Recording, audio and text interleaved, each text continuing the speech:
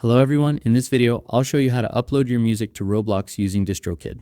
To begin, sign into your DistroKid account and start a new music release. Fill in your release details as you normally would. When you reach the list of streaming services and stores, find Roblox and make sure it is selected before you submit your release. If your song has already been released through DistroKid, you can still send it to Roblox. Open the release in your DistroKid dashboard, choose the option to add your music to more stores, and then select Roblox. DistroKid will forward your music for Roblox's review process.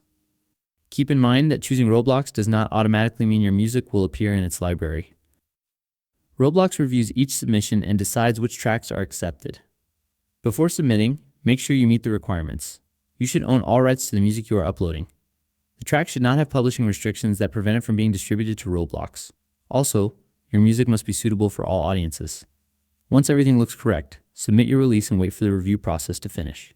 If your track is approved, it can become available for Roblox creators to use in their games. Thanks for watching.